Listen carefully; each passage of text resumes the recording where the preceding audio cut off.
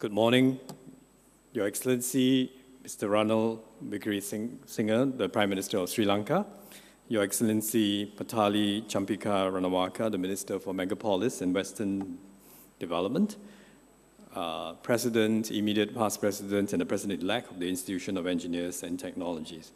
It's really a tremendous honor for me to be able to speak to this very distinguished audience of fellow engineers.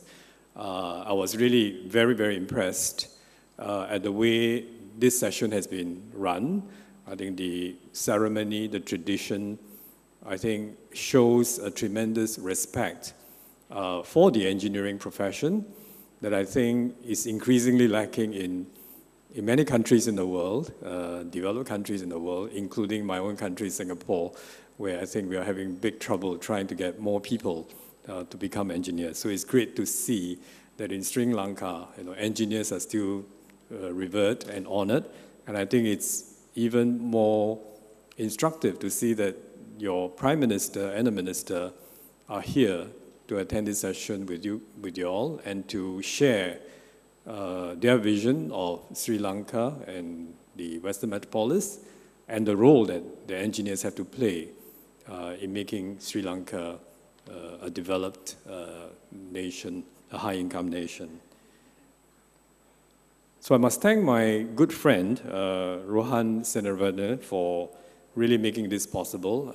I think it's through his efforts and that of another good friend, Additional Secretary Suresh, in the Ministry of Megapolis, who over the last year and a half have built a strong bridge between Singapore and Sri Lanka under the Sri Lanka Urban Planning and Governance Program, where over 300 senior officials from Sri Lanka have participated.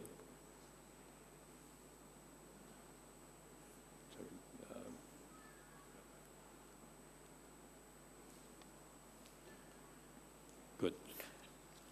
I think we are both island nations in Asia, but of course you are almost 100 times bigger in land size and 4 times our population. But we have had strong links, we share a lot in common. There have been deep diplomatic, economic, and social ties between Sri Lanka and Singapore. I think both countries are part of the Commonwealth, and we have a long history of friendly exchanges between the people and our political leaders. Trade relations of the two countries date back centuries. Sri Lanka has identified Singapore as one of your major trading partners, while Singapore is used as a trading hub to introduce Sri Lanka's exportable products, not only to the Singaporean market, but to the rest of the region. And at the same time, Singapore has been an important investor in Sri Lanka. The annual foreign direct investment to Sri Lanka from Singapore is over Singapore dollars 650 million, focusing on industries such as property development, tourism, food and beverage processing, and telecommunications. There are many notable Singaporeans with Sri Lanka origin. The most prominent among them is one of the founding fathers of Singapore, Mr. S. Rajaratnam, who was a senior minister and deputy prime minister. Our current deputy prime minister, Tharman Shanmugaratnam, is also of Sri Lankan ancestry. And more relevant to this audience, Dr. Arumugan Vijayaratnam was Singapore's first Asian engineer and also the first person to represent our country in 4 different sports. But Singapore, unlike Sri Lanka, is a very densely populated city.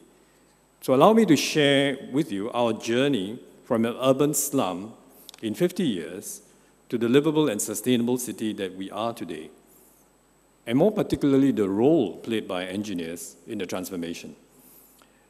I think many of you who have visited Singapore know what the city-state is like today, as seen in this picture. But some of you might know what Singapore was like about 50 years ago. We were quite a different city. Our population then was less than 2 million on essentially the same island.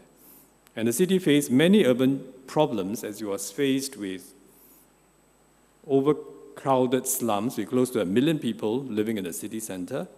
There was bad traffic congestion, high rates of crime and disease.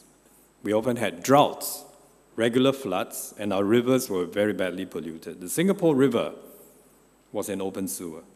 There was a lack of sanitation, and few households were connected to sewer systems, so waste was dumped freely into rivers. We were not a very livable city and certainly not sustainable.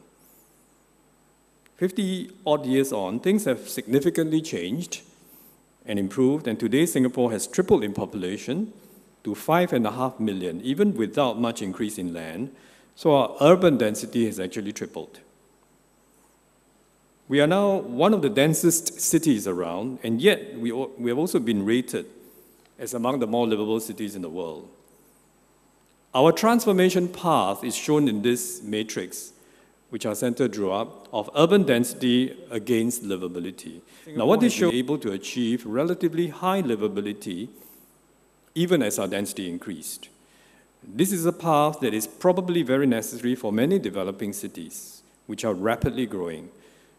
So while Singapore was forced to develop in a sustainable way because of our limited land and our lack of resources, we think that the approach taken to make high-density cities livable is applicable to many developing cities. My center, the Center for Livable Cities, has been researching how Singapore has achieved this over the last 50 years, and we've come up with this Livability Framework, which summarizes the principles of how we have built a livable and sustainable city in Singapore. The framework is like a pyramidal iceberg with the livability outcomes of economic competitiveness, sustainable environment, and quality of life. These are the whats that we all want to achieve a balance for, and these are usually visible and measurable.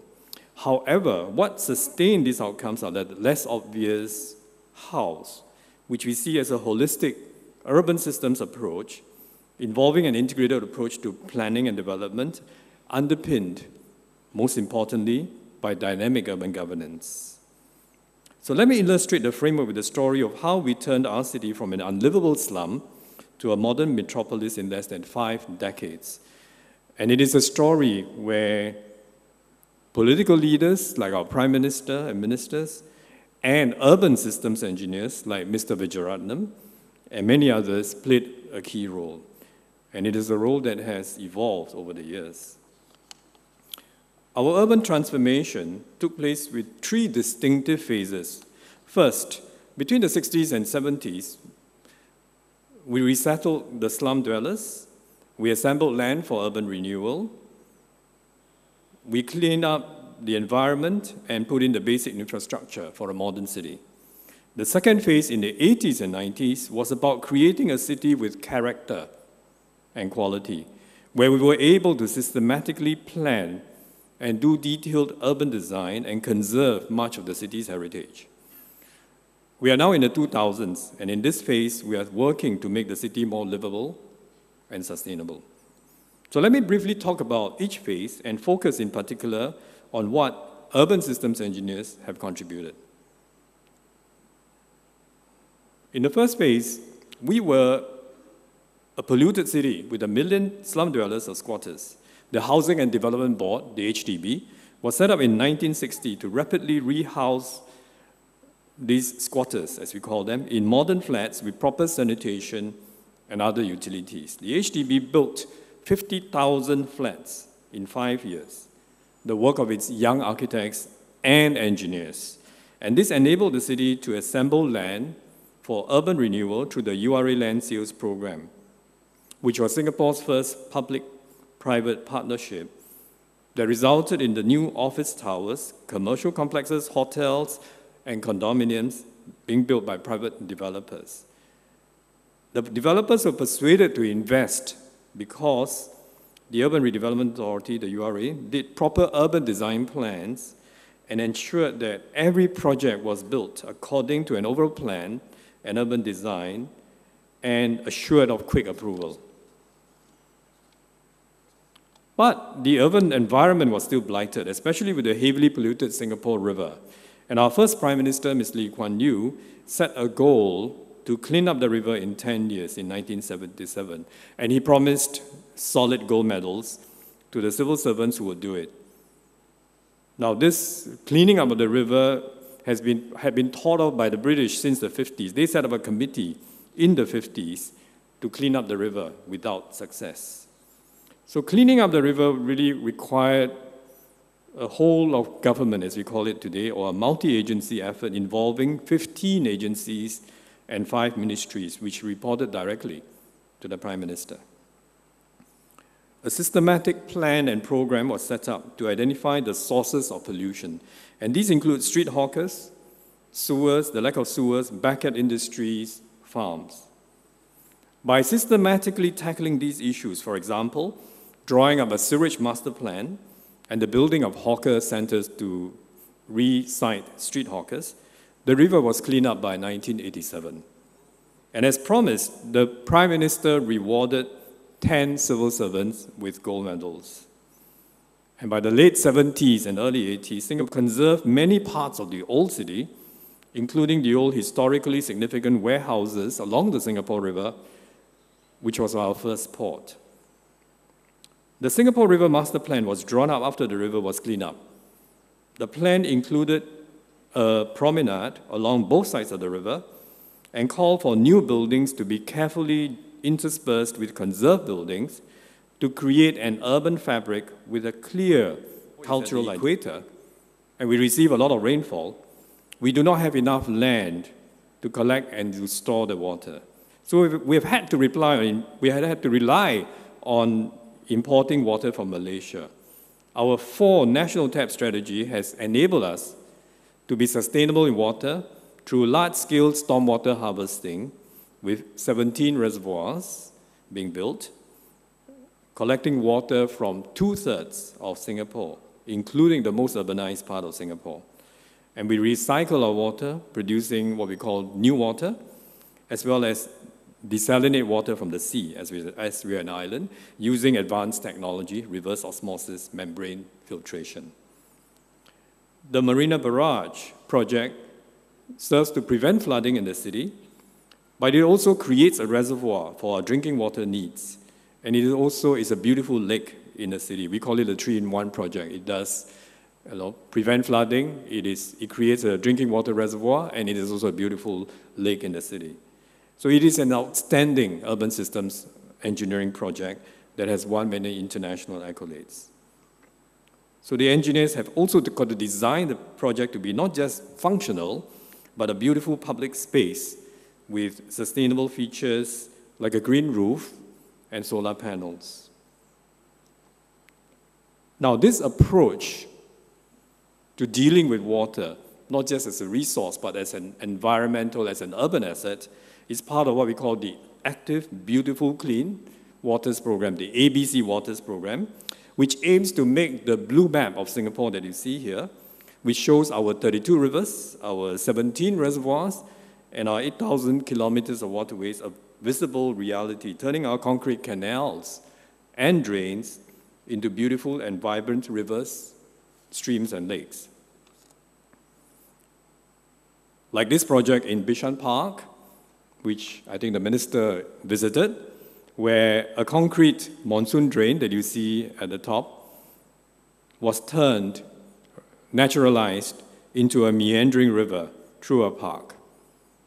This is a new kind of engineering that requires engineers to discard their traditional engineering tools in designing concrete drains and learn how to work with ecologists and scientists to design rivers that can still serve the function of preventing flooding while becoming an asset, especially in a very high-density city like Singapore. We have also set aside 100 hectares of prime land to create the Gardens by the Bay, which opened in 2012 and has by now attracted millions of visitors every year.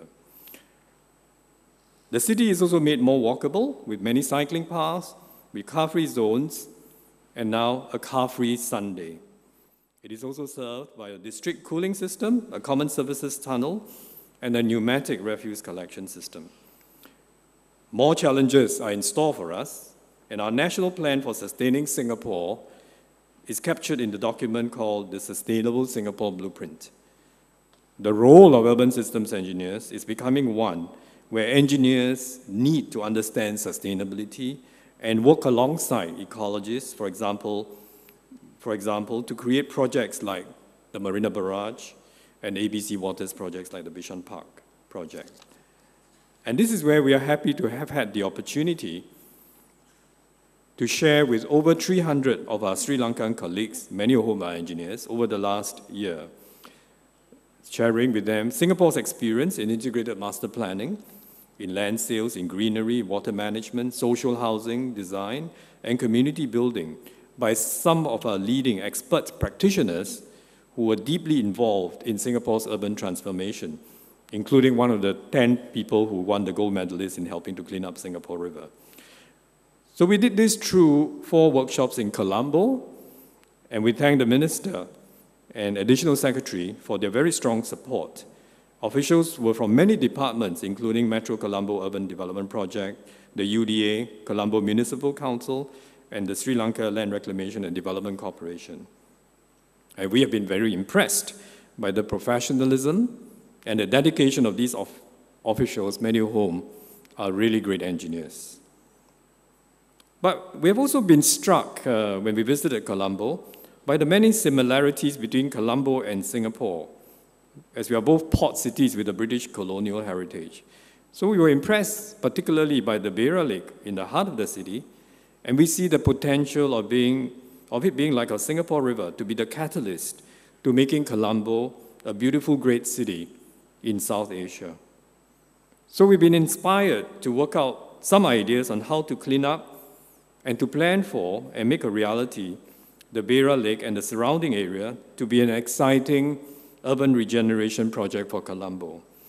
And so we have taken your Prime Minister and Minister Champika and Malik on a boat ride on Singapore River and Marina Bay and talked to them about our suggestions, and they have responded very positively. And last month, 30 officials from across various agencies constituting a Beira Lake task force did a 5-day workshop in Singapore to draw up an action plan, which is now being finalized to be presented to the Prime Minister. I think a first cut was enthusiastically presented to the Minister, Champika, in Singapore. And we are very impressed, really, by the speed at which your leadership and officials have decided to take action. And we hope that Singapore, through both our government and the private sector, can continue to play a role in this as well as other projects as Sri Lanka forges ahead in its development.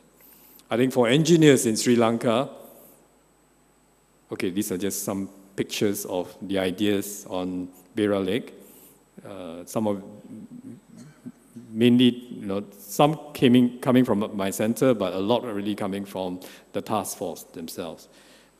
For engineers in Sri Lanka, I think this is an exciting time as you develop your cities, and my hope is that you do not see ourselves as traditional civil, mechanical or electrical engineers, but as urban systems engineers, as you undertake the complex task of planning, building, and managing cities. So thank you again for honoring me by inviting me to be your guest of honor. I do wish that our relationship that we've built up over many years will continue to flourish. And in particular, I hope that the Center for Livable Cities will continue to be able to play a useful role in your urban development. And I do invite all of you to visit Singapore if you have not already been there, and to visit us more frequently if you have already been, and we will always be happy to play host to you. Thank you very much. Thank you very much, Mr. Koo, for your very informative presentation and sharing your wealth of experience with us this morning. Well, we now move on to another very special moment. Can I please invite Engineer Vimalasena Gamage, President IESL, and Engineer Jaivilal Migora, President-elect IESL, to present a token of appreciation to our chief guest, Honorable Ranil Wickremesinghe, Prime Minister of the Democratic Socialist Republic of Sri Lanka. This is our way of saying a big thank you, Honorable Sir, for your gracious presence here today as our chief guest.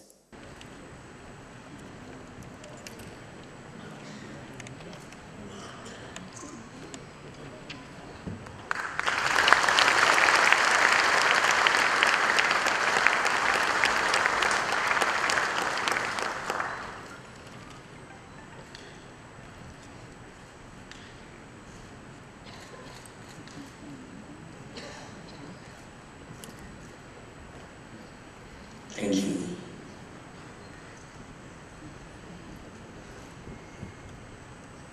We now move on to the presentation of certificates to the Honorary Life Fellows. Can I please invite Honorable Party Champika Radhavaka, our special guest. He'll be accompanied by Engineer Vimla Senakamagi, President IESL, and Engineer Javilar Miguda, President-elect IESL. Ladies and gentlemen, corporate members who have completed 40 years of membership continuously and who are above 60 years of age are awarded Honorary Life Membership.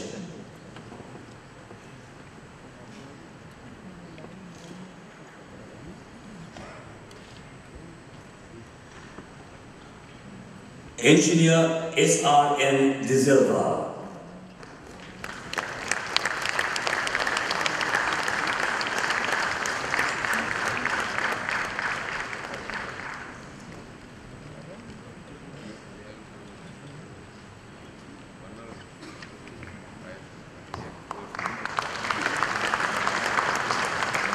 Engineer Ms.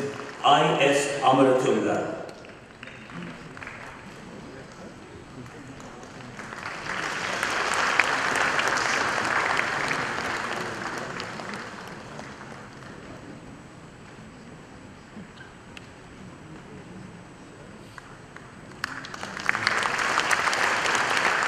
Engineer G.T.R. De Silva.